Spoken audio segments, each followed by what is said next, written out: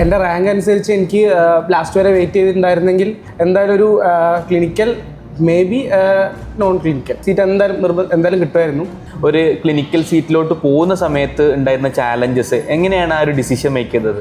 അപ്പോൾ എപ്പോഴും ഒരു പ്രൈവറ്റ് കോളേജ് എന്ന് പറഞ്ഞ് നമ്മൾ നോക്കിക്കാണുമ്പോൾ നമുക്കൊരു പേടിയാണ്. പക്ഷെ എന്നാലും ഞാൻ മാക്സിമം എല്ലാവരോടും ചോദിച്ചു, നമുക്ക് ഇഷ്ടമല്ലാത്തൊരു സാധനമാണ് നമ്മൾ സെലക്ട് ചെയ്യുന്നതെന്നുണ്ടെങ്കിൽ അത്രയും കാലം നമ്മൾ സെയിം ഇതിൽ തന്നെ നിൽക്കുക എന്ന് പറഞ്ഞാൽ നമുക്ക് ഭയങ്കര ഫ്രസ്ട്രേറ്റിംഗ് ആയിരിക്കും. മോർണിംഗ് നമ്മൾ കേസ് സ്റ്റാർട്ട് ചെയ്ത് കഴിഞ്ഞാൽ നമുക്ക് ഈവനിങ് വരെ ചെയ്യാനുള്ള കേസ് എങ്ങനെയായാലും അപ്പോയിൻമെൻറ്റ് വൈസ് ആയിട്ട് നമുക്ക് കിട്ടാറുണ്ട്. പക്ഷേ എത്ര എക്സ്പെൻസ് വന്നാൽ തന്നെയും ഇത് നമുക്ക് നമ്മളെ ഇഷ്ടപ്പെട്ട നമുക്ക് അത്യാവശ്യം മുന്നോട്ട് കൊണ്ടുപോകാൻ പറ്റുന്ന ഒരു സ്പെഷ്യാലിറ്റിയാണ് നമ്മൾ എടുക്കുന്നതെന്നുണ്ടെങ്കിൽ എപ്പോഴും അത് വേർത്താം. നിങ്ങൾക്കത് ബാക്കപ്പ് ചെയ്യാൻ പറ്റും, നിങ്ങൾക്ക് അതിനനുസരിച്ചുള്ള സ്കില്ല് ഡെവലപ്പ് ചെയ്യാൻ വേണ്ടി പറ്റുമെങ്കിൽ തീർച്ചയായിട്ടും നിങ്ങൾക്ക് ഗോ ഫോർ ഇറ്റ് എന്നുള്ള ഒരു ഓപ്ഷൻ അവിടെ അവൈലബിൾ ആണ്. വൺസ് നമ്മൾ പഠിച്ചിറങ്ങിക്കഴിഞ്ഞാൽ എം ഡി എസ് തന്നെ ആണ്. അല്ലാതെ അതൊരു പ്രൈവറ്റ് കോളേജിലെ MDS ഗവൺമെൻറ് കോളേജിലെ MDS എന്നുള്ളൊരു വകതിരിവ് ഒരിക്കലും ഒരു ഡിഫറൻസ് ഒരിക്കലും ഇല്ല. ഹായ് ഓൾ, ഡോക്ടർ ആഷിഖാണ് ഫ്രം ബാട്ടി കാലിക്കറ്റ്. ബിയോണ്ട് BDS എന്നുള്ള സീരീസ് നമ്മൾ സ്റ്റാർട്ട് ചെയ്തിട്ടുണ്ടായിരുന്നു. നമ്മുടെ സെക്കൻഡ് എപ്പിസോഡാണ്. ഇന്നത്തെ എപ്പിസോഡിന് വളരെ പ്രത്യേകത ഉണ്ട്. കാര്യം നമ്മൾ MDS ചെയ്യുന്ന ഒരുപാട് ആസ്പിറൻസ് ഉണ്ട്, അല്ലെങ്കിൽ MDS ചെയ്യാൻ ആഗ്രഹിക്കുന്ന ഒരുപാട് ആസ്പിറൻസ് ഉണ്ട്. അത് പ്രൈവറ്റ് ഡെന്റൽ കോളേജിൽ എത്രത്തോളം MDSൻ്റെ റെലവൻസ് ഉണ്ട്, അതുപോലെ തന്നെ MDS വേർത്ത് ആണെന്നുള്ള കാര്യങ്ങളൊക്കെ ഡിസ്കസ് ചെയ്യുക എന്നുള്ളത് വളരെ ഇമ്പോർട്ടൻ്റ് ആയ കാര്യമാണ്. കാര്യം എനിക്ക് ഒരുപാട് messages related to MDS in private dental കോളേജിൽ വരാണ്. സോ ഇന്നത്തെ നമ്മുടെ discussion MDS in private dental കോളേജാണ്. സോ ഇന്ന് നമ്മുടെ കൂടെ ഉള്ളത് ഡോക്ടർ വിപിനാണ്. വിപിൻ ആക്ച്വലി എൻ്റെ ബാച്ച്മേറ്റ് ആണ്. ഓൾസോ എൻട്രൻസ് പ്രിപ്പയർ ചെയ്ത് നല്ലൊരു ഗവൺമെൻറ് MDS സീറ്റ്സ് കിട്ടുന്നത് ഡ്രോപ്പ് ചെയ്ത് തൻ്റെ ക്ലിനിക്കൽ ബ്രാഞ്ചിന് വേണ്ടിയിട്ട് പ്രൈവറ്റ് ഡെന്റൽ കോളേജിൽ പോസ്റ്റഡ് ആയിട്ടുള്ള ഒരു പേഴ്സൺ ആണ്. റൈറ്റ് നൗ കോഴ്സ് കഴിഞ്ഞു, കറൻ്റ്ലി ക്ലിനിക്കൽ പ്രാക്ടീസിൽ ഉള്ള ഒരു പേഴ്സണും കൂടിയാണ്. So welcome doctor Vipin.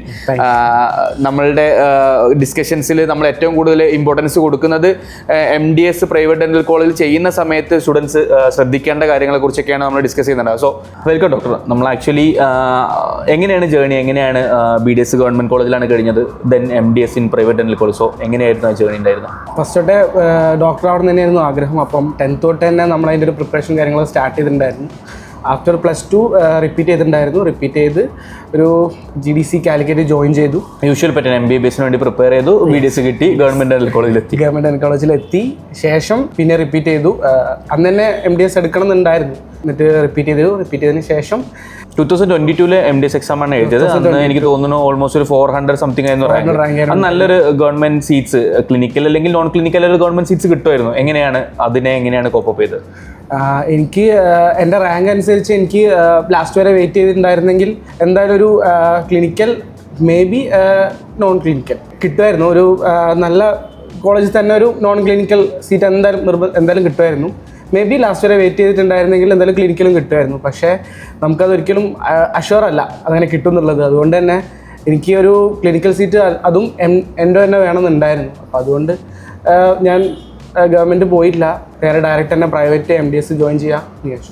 എല്ലാവരും ചോദിക്കുന്നത്, കുറേ ആൾക്കാർ ചോദിച്ചിട്ടുണ്ടാവും, അന്ന് ഒരു ഗവൺമെൻറ് MDS സീറ്റ്സ് കിട്ടി അത് ഡ്രോപ്പ് ചെയ്ത് ഒരു ക്ലിനിക്കൽ സീറ്റിലോട്ട് പോകുന്ന സമയത്ത് ഉണ്ടായിരുന്ന ചാലഞ്ചസ് എങ്ങനെയാണ് ആ ഒരു ഡിസിഷൻ മേക്ക് ചെയ്തത്? ഫസ്റ്റ് തന്നെ ഒരു ഗവൺമെൻറ് കോളേജിൽ തന്നെയാണ് ഞാൻ പഠിച്ചിട്ടുണ്ടായിരുന്നത്. അപ്പോൾ എപ്പോഴും ഒരു പ്രൈവറ്റ് കോളേജ് എന്ന് പറഞ്ഞ് നമ്മൾ നോക്കിക്കാണുമ്പോൾ നമുക്കൊരു പേടിയാണ്. പ്രൈവറ്റ് കോളേജിൽ നമ്മൾ ശരിക്കും പേഷ്യൻസ് ഉണ്ടാവുമോ, എങ്ങനെയായിരിക്കും അവിടുത്തെ കാര്യം, അവിടുത്തെ എക്സ്പെൻസ്, അങ്ങനെയൊക്കെ ഭയങ്കര ടെൻഷൻ ഉണ്ടായിരുന്നു. പക്ഷെ എന്നാലും ഞാൻ മാക്സിമം എല്ലാവരോടും ചോദിച്ചു. പിന്നെ നമ്മൾ ചില സീനിയേഴ്സൊക്കെ ജോയിൻ ചെയ്തിട്ടുണ്ടായിരുന്ന പ്രൈവറ്റ് കോളേജ് തന്നെയായിരുന്നു. അപ്പോൾ അവരോടും കൂടെ അന്വേഷിച്ച് അങ്ങനെ ജോയിൻ ചെയ്തു. ഭയങ്കര ഡിബേറ്റബിൾ ആയിട്ടുള്ള ടോപ്പിക്കാണ് നമ്മളിപ്പോൾ സംസാരിച്ചത്. ഒരു നോക്കുന്ന സമയത്ത് ഒരു ക്ലിനിക്കൽ ബ്രാഞ്ച് എന്നുള്ളൊരു ഇമ്പോർട്ടൻസും അതുപോലെ തന്നെ കോളേജ് എന്നുള്ളൊരു ടാഗും ഉണ്ട്. കുറേ ആൾക്കാർ ഡിസ്കസ് ചെയ്യുന്നത് കോളേജിനൊരു ടാഗ് എന്നുള്ള ഇമ്പോർട്ടൻസ് ഉണ്ട്. സോ അതിനെങ്ങനെയാണ്, അതായത് ആ ഒരു ടാഗിനെ എങ്ങനെയാണ് അവോയ്ഡ് ചെയ്യുന്നത്? ലൈക്ക് ഒരു ഗവൺമെൻറ് MDS സീറ്റ്സ് കിട്ടും, ബട്ട് ഒരു ക്ലിനിക്കൽ സീറ്റ്സ് ആണ് മൂവ് ചെയ്തത്. സോ അതെങ്ങനെയാണ് ആ ഒരു ഡിസിഷൻ എടുത്തത്? എപ്പോഴും നമുക്ക് ഇഷ്ടപ്പെട്ട ബ്രാഞ്ച് ജോയിൻ ചെയ്യാവുന്നതാണ് കൂടുതലും ഏതാ കോളേജ് എന്നുള്ളതിനെക്കാട്ടും നമ്മൾ കുറച്ചും കൂടി ലോങ് ടൈമിൽ നമ്മളെ റൺ ചെയ്യാൻ സഹായിക്കാം. നമ്മളെ ബാക്കിയുള്ള ലൈഫ് ഫുള്ള് അതുമായിട്ട് ഡിപ്പെൻഡ് ചെയ്തിട്ടാണ് മുന്നോട്ട് പോവുക. അപ്പം നമുക്ക് ഇഷ്ടമല്ലാത്തൊരു സാധനമാണ് നമ്മൾ സെലക്ട് ചെയ്യുന്നതെന്നുണ്ടെങ്കിൽ അത്രയും കാലം നമ്മൾ സെയിം ഇതിൽ തന്നെ നിൽക്കുക എന്ന് പറഞ്ഞാൽ നമുക്ക് ഭയങ്കര ഫ്രസ്ട്രേറ്റിംഗ് ആയിരിക്കും.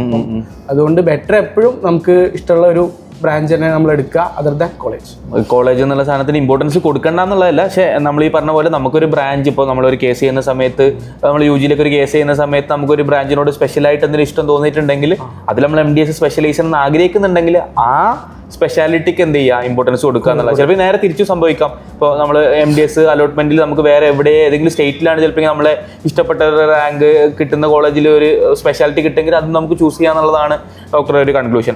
MDS in private dental college എല്ലാവർക്കും അറിയാം, അവിടെ ക്ലിനിക്കൽ എക്സ്പോഷർ കുറയോ, പേഷ്യന്റ് ഫ്ലോ ഭയങ്കര ഇഷ്യൂസ് ഉണ്ടാവും എന്നുള്ള കാര്യങ്ങളൊക്കെ കുറേ പിള്ളേർ ബയാസ്ഡ് ആയിട്ട് ആലോചിക്കുന്ന ഒരു കാര്യമാണ്. സോ അങ്ങനത്തെ ആൾക്കാരോടൊക്കെ എന്താണ് പറയാനുള്ളത്?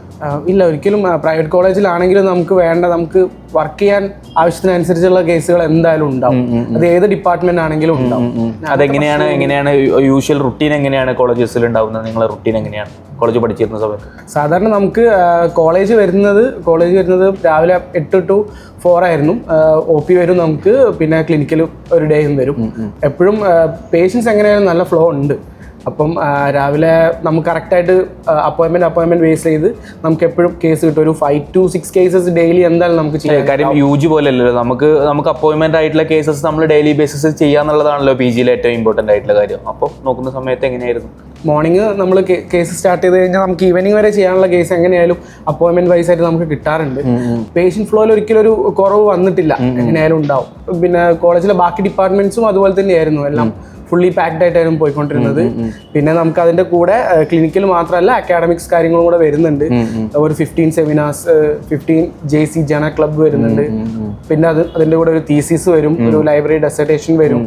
അങ്ങനെ ശരിക്കും പറഞ്ഞാൽ MDS എന്ന് പറഞ്ഞാൽ ക്ലിനിക്സും ഉണ്ട്, അതിന്റെ കൂടെ തന്നെ അക്കാഡമിക്സും ഉണ്ട്. ഇതിലിപ്പോൾ നോക്കുകയാണെങ്കിൽ first year, second year 3 വർഷമാണല്ലോ PG നമുക്കുള്ളത്. സോ എങ്ങനെയാണ് first year curriculum, second year curriculum, third year curriculum, എങ്ങനെയാണ് അതിന്റെ ഒരു മിക്സപ്പ് ആയിട്ട് പോകുന്നത്? മൊത്തം നേരത്തെ പറഞ്ഞ പോലെ മൊത്തം 15 സെമിനാർസ് ഉണ്ട്. അത് 5 സെമിനാർസ് എന്ന് പറഞ്ഞിട്ടാണ് പോവുക. അതുപോലെ തന്നെ ജേണൽ ക്ലബ്ബ് വരും, അതും ഇതുപോലെ തന്നെ 5 നേട്ടം പോവാം. പിന്നെ നമ്മൾ ഒരു തീസിസ് ചെയ്യണം. തീസിസ് ചെയ്യുന്നത് നമ്മൾ ഫസ്റ്റ് ഇയർ 6 monthsനുള്ളിൽ അതിന്റെ സിനോപ്സിസ് നമ്മൾ കുഹാസിൽ അയക്കും. അതിന് മുന്നേ നമുക്കൊരു ethical committee meeting, scientific committee meeting, അങ്ങനെ കുറെ 2-3 ഇതിൽ കൂടെ ഫേസ് കൂടെ പോയിട്ടാണ് നമ്മൾ സെൻഡ് ചെയ്യുക. പിന്നെ അത് നമ്മൾ ചെയ്തു തുടങ്ങുക. ക്ലിനിക്കൽ ഇതാണെന്നുണ്ടെങ്കിൽ നമ്മൾ ഫ്രം ബിഗിനിങ് തന്നെ നമുക്ക് അപ്രൂവൽ കിട്ടിയതിന് ഉടനെ തന്നെ നമ്മൾ സ്റ്റാർട്ട് ചെയ്യും. ഇല്ലാന്നുണ്ടെങ്കിൽ ഒരു സെക്കൻഡ് ഇയർ, തേർഡ് ഇയർ ടൈമിൽ എപ്പോഴാണോ നമ്മൾ ഇത് അയക്കാൻ, ഒരു തേർഡ് ഇയറിലാണ് നമ്മൾ സബ്മിറ്റ് ചെയ്യേണ്ടത്.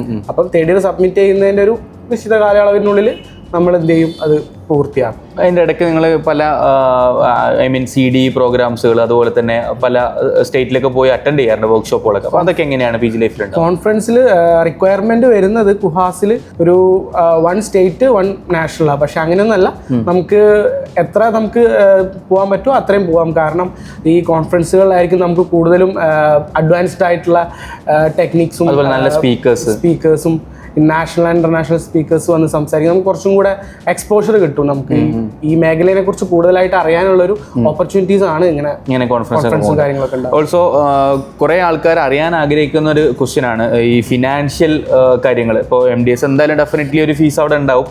3 വർഷം പഠിക്കാനുള്ള ഒരു ഫീസ് ഉണ്ട്. സോ അത് എത്രത്തോളം വർത്ത് ആണ്? ലൈക്ക് ഒരു എമൗണ്ട് സ്പെൻഡ് ചെയ്യുന്നുണ്ട്, അതിൻ്റെ കൂടെ തന്നെ നമ്മൾ ക്ലിനിക്സ് റൺ ചെയ്യാനുള്ള, അല്ലെങ്കിൽ ഒരു വർഷം പഠിക്കാനുള്ള ബാക്കി കാര്യങ്ങൾ, ഈ പറഞ്ഞ പോലെ തന്നെ കോൺഫറൻസുകൾ, കുറേ കാര്യങ്ങളുണ്ട്. സോ എങ്ങനെയാണ് അതൊക്കെ, എങ്ങനെയാണ് മാനേജബിൾ ആണോ, എങ്ങനെയാണ് അതിൻ്റെ കാര്യങ്ങളുള്ളത്?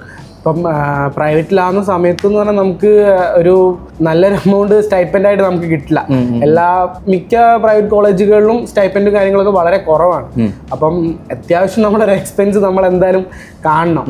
അപ്പം പ്രൈവറ്റിലാണ് വരുന്നതെന്ന് വെച്ചാൽ ഗവൺമെന്റ് പറയുന്ന ഒരു ട്യൂഷൻ ഫീ ഉണ്ട്, ഒരു 8.5 lakh വരും പെർ ഇയർ. അതുകൂടെ തന്നെ അതിന്റെ കൂടാതെ ഒരു സ്പെഷ്യൽ ഫീ വരും. അത് ഓരോ കോളേജിലും ഓരോ ഡിപ്പെൻഡബിൾ ആണ്. മിനിമം ഒരു 20ന്റെ അടുത്തൊക്കെ അത് വരും. പിന്നെ അത് കൂടാതെ നമുക്ക് ഓരോ സ്പെഷ്യാലിറ്റി അനുസരിച്ചിട്ട് അതിനു വേണ്ട ഇൻസ്ട്രുമെന്റ്സും കാര്യങ്ങളും ഉണ്ട്. അപ്പം എൻ്റെ ആണെന്നുണ്ടെങ്കിൽ അത്യാവശ്യം മെറ്റീരിയൽ കാര്യങ്ങളൊക്കെ വാങ്ങാനുണ്ട്. അപ്പം അതൊക്കെ അത്യാവശ്യം എക്സ്പെൻസ് വരും. പിന്നെ അതുകൂടെ കോൺഫറൻസ് നമുക്ക് ഒരുപാട് എക്സ്പെൻസ് വരുന്നുണ്ട്. രജിസ്ട്രേഷൻ വരുന്നുണ്ട്. ഏതിലാണോ നമ്മൾ പോകുന്നത് അതിന്റെ മെമ്പർഷിപ്പ് എടുക്കാനുണ്ട്. അപ്പം ഒരു ഓൾമോസ്റ്റ് അത്യാവശ്യം എക്സ്പെൻസ് ഉണ്ട്. എങ്ങനെയായാലും എക്സ്പെൻസ് ഉണ്ട്. ഈവൻ നമുക്ക് സ്റ്റൈപ്പൻഡ് കിട്ടിയാൽ കൂടെയും അതിന്റെ മുകളിൽ ഒരു എക്സ്പെൻസ് എന്തായാലും വരും. ആ ഒരു റേഞ്ചിൽ എന്തായാലും എക്സ്പെൻസ് വരും. പക്ഷെ എത്ര എക്സ്പെൻസ് വന്നാൽ തന്നെയും ഇത് നമ്മളെ ഇഷ്ടപ്പെട്ട, നമുക്ക് അത്യാവശ്യം മുന്നോട്ട് കൊണ്ടുപോകാൻ പറ്റുന്ന ഒരു സ്പെഷ്യാലിറ്റിയാണ് നമ്മൾ എടുക്കുന്നതെന്നുണ്ടെങ്കിൽ എപ്പോഴും അത് വേർത്താം.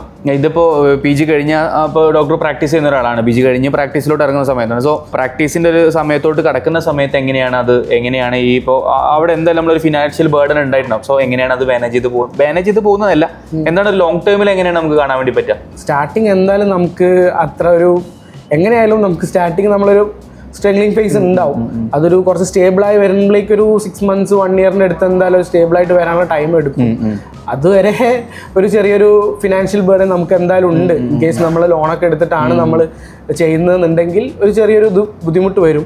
അപ്പം കൂടുതൽ അങ്ങനെ ലോണൊക്കെ എടുത്ത് ചെയ്യാൻ പറ്റുന്നതാണെന്നുണ്ടെങ്കിൽ എന്തായാലും ജോയിൻ ചെയ്യുന്നതിനെ കൊണ്ട് വലിയ ബുദ്ധിമുട്ടും കാര്യങ്ങളൊന്നുമില്ല. നമുക്കത് ബാക്കപ്പ് ചെയ്യാൻ പറ്റുന്നുണ്ടെന്നുണ്ടെങ്കിൽ. ഇല്ലാന്നുണ്ടെങ്കിൽ ബെറ്റർ നമ്മളെ എന്താണോ നമുക്ക് നമ്മളുടെ ഒരു പേഴ്സണൽ ഇതനുസരിച്ച് ചെയ്യാം. നമ്മളെ ഒരു ഇതുണ്ടാവുമല്ലോ, നമ്മളെ ഫിനാൻഷ്യൽ സ്റ്റാറ്റസ് നമുക്കത് ബാക്കപ്പ് ചെയ്യാൻ വേണ്ടി പറ്റുന്നുണ്ടെന്നുണ്ടെങ്കിൽ അങ്ങനെ ചെയ്യുന്നതാണ്. തീർച്ചയായിട്ടും ഇപ്പോൾ MDS ഇൻ പ്രൈവറ്റ് ഡെന്റൽ കോളേജിൽ നോക്കുന്ന സമയത്ത് പല കുട്ടികളും അപ്രോച്ച് ചെയ്യാറുണ്ട് ഈ ലോണ് അതുപോലത്തെ കാര്യങ്ങളൊക്കെ. സോ ഇത് വളരെ പേഴ്സണൽ ആയിട്ടുള്ള ഒരു ചോയ്സ് ആണ്. തീർച്ചയായിട്ടും പേഴ്സണൽ ആയിട്ടുള്ള ചോയ്സ് ആണ്. നിങ്ങൾക്കത് ബാക്കപ്പ് ചെയ്യാൻ പറ്റും, നിങ്ങൾക്ക് അതിനനുസരിച്ചുള്ള സ്കില്ല് ഡെവലപ്പ് ചെയ്യാൻ വേണ്ടി പറ്റുമെങ്കിൽ തീർച്ചയായിട്ടും നിങ്ങൾക്ക് ഗോ ഫോർ ഇറ്റ് എന്നുള്ള ഒരു ഓപ്ഷൻ അവിടെ അവൈലബിൾ ആണ്. ബട്ട് ഈ പറഞ്ഞ പോലെ തന്നെ ഇത്രത്തോളം അതിൽ ഇൻവെസ്റ്റ് ചെയ്യാനുണ്ട്. ഇത് തിരിച്ച് കിട്ടണം എന്നുള്ള കാര്യം വളരെ ക്വിക്കായിട്ടുള്ള സമയം കൊണ്ടൊന്നും കിട്ടുന്ന ഒരു പോസിബിലിറ്റി അല്ല നമ്മൾ ഡോക്ടേഴ്സിൽ കണ്ടിട്ടുള്ളത്. ഒരു ലോങ് ടേം പ്രോസസ്സാണ്, എസ്പെഷ്യലി ഡെന്റിസ്ട്രി ആയതുകൊണ്ട് തന്നെ ലോങ് ടേം പ്രോസസ്സാണ്. സോ അത് നിങ്ങൾക്ക് സ്പെൻഡ് ചെയ്യാനുള്ള ഒരു സമയമൊക്കെ ഉണ്ടെങ്കിൽ തീർച്ചയായിട്ടും വളരെ വർത്ത് ആയിട്ടുള്ള ഒരു കാര്യമാണെന്നുള്ളതാണ് എനിക്ക് മനസ്സിലാവാൻ കഴിഞ്ഞു. ഓൾസോ ഇനിയിപ്പോൾ പ്രാക്ടീസിലോട്ട് കടങ്ങി ഒരു പ്രൈവറ്റ് ഡെന്റൽ കോളേജിലോ പ്രാക്ടീസ് ഉള്ളൊരു പേഴ്സണും അല്ലെങ്കിൽ ഈ പറഞ്ഞ പോലെ ഒരു കോളേജ് ടാഗിൽ ഏതെങ്കിലും പേഷ്യൻറ്റോ അല്ലെങ്കിൽ ക്ലിനിക്സിലോ ഒക്കെ ഡോക്ടറിന് അങ്ങനെ എന്തെങ്കിലും ഒരു എക്സ്പീരിയൻസ് ഉണ്ടായിട്ടുണ്ടോ? നിങ്ങൾ പ്രൈവറ്റ് കോളേജ് പഠിച്ചതുകൊണ്ടുള്ള എന്തെങ്കിലും ഒരു അങ്ങനത്തെ എന്തെങ്കിലും ഇതുണ്ടായിട്ടുണ്ടോ? ഒരിക്കലും അത് അങ്ങനെ ആരും കാണില്ല. നമ്മൾ പഠിച്ചിറങ്ങിക്കഴിഞ്ഞാൽ MDS തന്നെ ആണ്. അല്ലാതെ അതൊരു പ്രൈവറ്റ് കോളേജിലെ MDS ഗവൺമെന്റ് കോളേജിലെ MDS എന്നുള്ളൊരു വകതിരിവ് ഒരിക്കലും ഒരു ഡിഫറൻസ് ഒരിക്കലും ഇല്ല. കാരണം നമ്മളവിടുന്ന് പാസ് ഔട്ട് ആയിട്ട് ഇറങ്ങുന്നത് എപ്പോഴും നമ്മളെ കയ്യിൽ ആ ഒരു സ്കിൽ ഉണ്ടാവും. അത് ഏത് സ്പെഷ്യാലിറ്റി ആണെങ്കിലും നമുക്ക് ആ സ്കില്ല് അക്വയർ ചെയ്തതിന് ശേഷം മാത്രമാണ് നമ്മൾ പാസ് ഔട്ട് ആയിട്ട് വരുന്നത്. അപ്പോൾ ഒരിക്കലും ആ ഒരു ഡിഫറൻസ് ഒരിക്കലും വരില്ല. ഏറ്റവും ഇമ്പോർട്ടന്റ് ആയിട്ട് അവിടെ ഉള്ള ഒരു ഘടകം എന്തായിരിക്കും? നമ്മളെ സ്കിൽ തന്നെയാണ്. സ്കിൽ, പിന്നെ നമ്മളെ കമ്മ്യൂണിക്കേഷനും കാര്യങ്ങളൊക്കെ പേഷ്യൻ്റായിട്ട് ഫുള്ള് നമ്മൾ കമ്മ്യൂണിക്കേറ്റ് ചെയ്ത് നമ്മൾ എന്താണോ ചെയ്യുന്നത് കാര്യങ്ങളൊക്കെ പറഞ്ഞു കൊടുത്ത് അങ്ങനെ മൂവ് ചെയ്യുകയാണെങ്കിൽ കുഴപ്പമൊന്നുമില്ല. എല്ലാവർക്കും മാനേജബിൾ ആയിട്ടുള്ള കാര്യങ്ങളേ ഉള്ളൂ. ഇപ്പോൾ ഒരുപാട് പേര് MDS ഒക്കെ പ്രൈവറ്റ് കോളേജസിൽ എടുക്കാൻ ആഗ്രഹിക്കുന്നുണ്ടാവും. ഓൾസോ MDS എടുക്കാൻ ആഗ്രഹിക്കുന്ന കുട്ടികളുണ്ടാവും. അവരോട് എന്താണ് അഡ്വൈസ് പറയാനുള്ളത്? താല്പര്യം ഉണ്ടെങ്കിൽ എന്തായാലും എടുക്കുക എന്നുള്ളത് തന്നെയാണ്. അത് നമ്മളിപ്പം BDSന്റെ ഒരു 1 സ്റ്റെപ്പാണ് എന്തായാലും MDS. നമുക്ക് ചെയ്യുന്ന കാര്യങ്ങൾ കുറച്ചും കൂടെ സ്പെഷ്യലൈസ്ഡ് ആയിട്ട് നമുക്ക് ചെയ്യാൻ പറ്റും. കുറച്ചും കൂടെ ട്രീറ്റ്മെൻറ്റ് ക്വാളിറ്റി നമുക്ക് ഇമ്പ്രൂവ് ചെയ്യാൻ പറ്റും. എന്തായാലും MDS നല്ലൊരു ഓപ്ഷനാണ്. ഒരു പ്രൈവറ്റ് MDS കോളേജ് ചൂസ് ചെയ്യുന്ന സമയത്ത് എന്തെങ്കിലും ചെക്ക് ലിസ്റ്റുകൾ പറഞ്ഞു കൊടുക്കാനുണ്ടോ സ്റ്റുഡൻസ്? എപ്പോഴും ഏത് കോളേജ് ജോയിൻ ചെയ്യുകയാണെങ്കിലും നമ്മൾ ഫസ്റ്റ് നോക്കേണ്ടത് അവിടുത്തെ ഫെസിലിറ്റീസ് എങ്ങനെയുണ്ട്, നമുക്ക് അഡ്വാൻസ്ഡ് ആയിട്ട് നമ്മൾ MDS ചെയ്യാൻ പറ്റുമോ, പിന്നെ കൂടാതെ നമ്മൾ അവിടുത്തെ സ്റ്റാഫ് എങ്ങനെയാണ്, പിന്നെ പേഷ്യൻ്റ് ഫ്ലോ, പിന്നെ മെറ്റീരിയൽ നമുക്ക് എങ്ങനെ തരുന്നത്, അതൊക്കെ ഒന്ന് ഫസ്റ്റ് ഒന്ന് അന്വേഷിക്കണം. അത് അവിടെ ഓൾറെഡി പഠിച്ചുകൊണ്ടിരിക്കുന്ന ആൾക്കാരോട് ചോദിക്കാം, പാസ് ഔട്ട് ആയിട്ടുള്ള ആൾക്കാരോടൊക്കെ ചോദിച്ചിട്ട് അത് കൺഫേം ആക്കിയിട്ട് മാത്രം എന്തായാലും ജോയിൻ ചെയ്യാം. അല്ലാതെ വേറെ എന്തെങ്കിലും ഫാക്ടേഴ്സ് നോക്കേണ്ടതുണ്ടോ? എപ്പോഴും കോളേജ് ജോയിൻ ചെയ്യുന്നതിന് മുന്നേ തന്നെ നമ്മൾ അവിടെ മുന്നേ പഠിച്ച ആൾക്കാരോടും കാര്യങ്ങളൊക്കെ മാക്സിമം അന്വേഷിക്കുക. കോളേജ് എങ്ങനെയാണ്, ഡിപ്പാർട്ട്മെൻറ്റ് എങ്ങനെയാണ്, പിന്നെ ഡിപ്പാർട്ട്മെൻറ്റിലെ സ്റ്റാഫ്, HOD അവരെത്രത്തോളം നമ്മളെ ഹെൽപ്പ് ചെയ്യും നമ്മളെ ഈ പ്രോസസ്സ്. ഇപ്പോൾ 3 years ആണ്. 3 years നമ്മൾ അവരെ കൂടെ ഫുൾ ടൈം ഉണ്ടാവുന്നതാണ്. അപ്പോൾ അവരെത്രത്തോളം നമുക്ക് സപ്പോർട്ടീവ് ആണ് എന്ന് അറിയുന്നത് ഒരു മെയിനായിട്ടുള്ള കാര്യമാണ്. പിന്നെ സെക്കൻഡ് എന്ന് പറഞ്ഞാൽ അവിടെ മെറ്റീരിയൽ എത്രത്തോളം അവർക്ക് നമുക്ക് മെറ്റീരിയൽ തരും. നമ്മൾ ഒരുപാട് മെറ്റീരിയൽ ആവശ്യമുള്ള സ്പെഷ്യാലിറ്റീസ് ഉണ്ട്. അപ്പം കുറച്ച് കോളേജിൻ്റെ ഭാഗത്ത് നമുക്ക് മെറ്റീരിയലും കാര്യങ്ങളും തരുന്നുണ്ട് എന്നുണ്ടെങ്കിൽ നമുക്ക് കുറച്ചും കൂടെ സുഖമാണ്. അപ്പം അത് നമുക്ക് അത്ര എക്സ്പെൻസ് ഒന്നും വരില്ല. അപ്പം അത് നോക്കുക. പിന്നെ പേഷ്യൻ്റ് ഫ്ലോ എപ്പോഴും ഒരു നല്ല പേഷ്യൻ്റ് ഫ്ലോ ഉള്ള ഒരു കോളേജിൽ അല്ലെങ്കിൽ ഒരു ഡിപ്പാർട്ട്മെൻറ്റ് എടുക്കുന്നതായിരിക്കും നമുക്ക് ഏറ്റവും ബെറ്റർ എപ്പോഴും. അപ്പം എന്നാലാണ് നമ്മളെ വർക്കും കാര്യങ്ങളൊക്കെ കൂടുതൽ നമുക്ക് ഇംപ്രവൈസ് ചെയ്യാനും കാര്യങ്ങളൊക്കെ ചെയ്യാൻ പറ്റുക. അപ്പം അത് നോക്കുക. പിന്നെ അവിടുത്തെ മെയിൻ ഫെസിലിറ്റീസ് കാര്യങ്ങളൊക്കെ നമുക്ക് അഡ്വാൻസ്ഡ് ആയിട്ട് ചെയ്യാൻ പറ്റിയിട്ടുള്ള മൈക്രോസ്കോപ്പ്, ലൂപ്പ്, അതിനൊക്കെയുള്ള ഒരു ഓപ്പർച്യൂണിറ്റി അവിടെ ഉണ്ടോ, അങ്ങനെയൊക്കെ നോക്കിയിട്ട് വേണം ജോയിൻ ചെയ്യാൻ. PG ലൈഫ് എന്ന് പറയുന്നത് ഡെഫിനറ്റ്ലി ലെവലിംഗ് അപ്പ് ആണല്ലോ. നമ്മളിപ്പോൾ BDSൽ ചെയ്ത കാര്യങ്ങൾ മാത്രം ചെയ്യാനാണെങ്കിൽ PG ലൈഫിൽ പോകുന്നതിലുപരിയായിട്ട് കുറച്ചും കൂടി സ്പെഷ്യാലിറ്റി ടൈപ്പ് ഓഫ് പ്രൊസീജിയേഴ്സ് ഒക്കെ ചെയ്യുന്ന രീതിയിലുള്ള ഓപ്പർച്യൂണിറ്റീസ് അവിടെ ഉണ്ടോ എന്നുള്ളത് തീർച്ചയായിട്ടും അനലൈസ് ചെയ്യുക എന്നുള്ളത് വളരെ ഇമ്പോർട്ടൻ്റ് ആയിട്ടുള്ള ഒരു കാര്യം. നിങ്ങൾ നമ്മൾ സ്പെഷ്യാലിറ്റി ടോക്കുന്നൊക്കെ നമ്മൾ മനസ്സിലാക്കി തരാൻ ഉദ്ദേശിക്കുന്ന കാര്യങ്ങൾ എന്താണെന്ന് വെച്ചാൽ, നിങ്ങൾ ഈ പറഞ്ഞ പോലെ നിങ്ങൾക്ക് അതിലാണ് നിങ്ങളുടെ നിഷെങ്കിൽ തീർച്ചയായിട്ടും ആ ഏരിയ എക്സ്പ്ലോർ ചെയ്യുക എന്നുള്ളത്. അത് റാദർ ദാൻ പ്രൈവറ്റ് ഗവൺമെൻറ് എന്നുള്ളതിലുപരിയായിട്ട് പ്രൈവറ്റിലാണെങ്കിലും ഗവൺമെൻറ്റിലാണെങ്കിലും ഡിഫറെൻ്റ് ആയിട്ടുള്ള കുറേ പ്രോസ് ആൻഡ് കോൺസുകൾ ഉണ്ട്. സോ അത് ഐഡൻറ്റിഫൈ ചെയ്ത് നിങ്ങളുടെ പ്രൊഫഷനെ നിങ്ങൾ ചൂസ് ചെയ്യുക എന്നുള്ളതാണ് ഏറ്റവും ഇമ്പോർട്ടൻ്റ് ആയിട്ട്. So thank you so much. നമ്മുടെ വളരെ ക്വിക്കായിട്ടുള്ള ഒരു ഡിസ്കഷൻസിൽ വന്ന് വളരെ വാല്യുബിൾ ആയിട്ടുള്ള ഫീഡ്ബാക്സ് തന്നതിൽ ഈ പറഞ്ഞ പോലെ തന്നെ നിങ്ങളുടെ നിശ ഏതാണെന്ന് മനസ്സിലാക്കി നിങ്ങൾ എപ്പോഴും നിങ്ങളുടെ ഒരു ലൈഫ് ലോങ് ബാഡ്ജാണ് നിങ്ങളുടെ കയ്യിലുള്ള PG എന്ന് പറയുന്നത്. സോ അത് നിങ്ങളുടെ ബ്രാഞ്ചിന് ഏറ്റവും ഇമ്പോർട്ടൻസ് കൊടുത്തുകൊണ്ട് തന്നെ, അല്ലെങ്കിൽ നിങ്ങൾക്ക് ഇഷ്ടപ്പെട്ട ബ്രാഞ്ചിന് ഏറ്റവും ഇമ്പോർട്ടൻസ് കൊടുത്തുകൊണ്ട് തന്നെ നിങ്ങൾ പ്രിപ്പറേഷൻസും അതുപോലെ തന്നെ അതിനെ ചൂസ് ചെയ്യാൻ വേണ്ടി തയ്യാറാവുക എന്നുള്ളത് വളരെ ഇമ്പോർട്ടൻ്റ് ആയിട്ടുള്ള ഒരു കാര്യമാണ്. താങ്ക് യു സോ മച്ച് നമ്മുടെ ഈ ഒരു നമ്മുടെ പോഡ്കാസ്റ്റിൽ വന്ന് പങ്കെടുത്തതിൽ. So all the best. Thank U.